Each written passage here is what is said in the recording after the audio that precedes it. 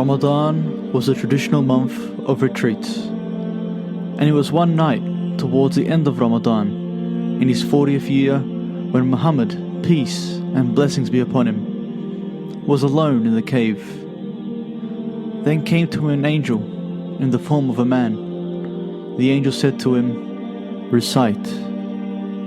And he said, "I am not a reciter." Whereupon, as he himself has told it, the angel took me in his embrace until he had reached the limit of my endurance.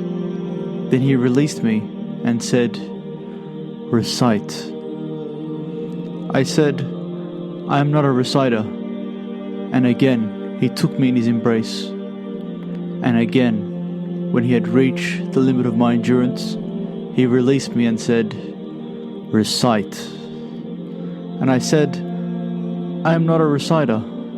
Then, a third time, he took me as before, then released me and said, "Recite, in the name of your Lord who created. He created man from a clot of blood. Recite, and your Lord is the most bountiful. He who taught by the pen, who taught man what he did not know."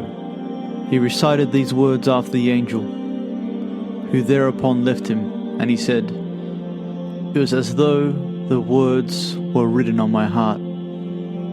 But he feared that this might mean he had become a demon-inspired poet or a possessed man. So he fled from the cave, and when he was halfway down the slope of the mountain, he heard a voice from above saying, "O Muhammad, you are the messenger of God, and I am Gabriel." He raised his eyes heavenward, and there was his visitor, still recognizable, but now clearly an angel, filling the whole horizon. And again he said, "O Muhammad, you are the messenger of God, and I am Gabriel."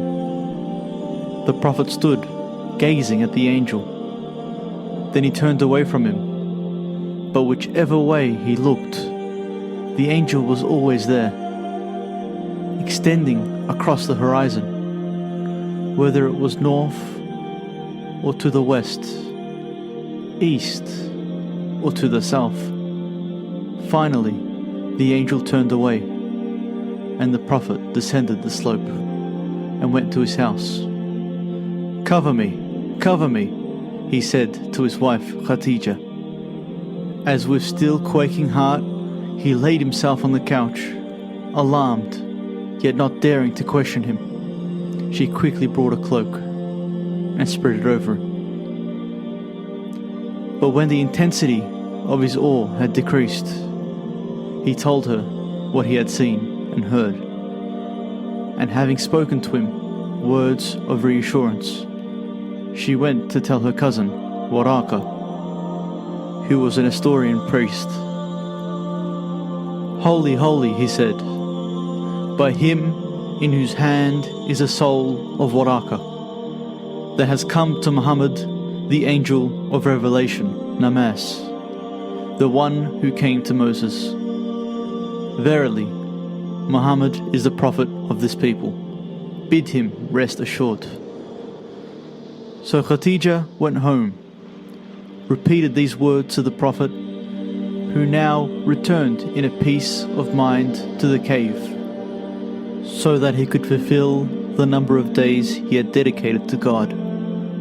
When this was completed, the Prophet Muhammad went straight to Kaaba and performed the rite of the rounds, after which he greeted the old and the blind Waraka, whom he had noticed amongst those who were sitting in the mosque. And Waraka said to him, "Tell me, O son of my brother, what have you seen and heard?" The Prophet told him, and the old man said again what he had said to Khadija. But this time he added, "You will be called a liar and ill-treated, and they will cast you out and make war upon you. And if I live to see that day, God knows that I will help you in his cause." Then he leaned towards him and kissed him on his forehead. The Prophet then returned to his home now completely reassured.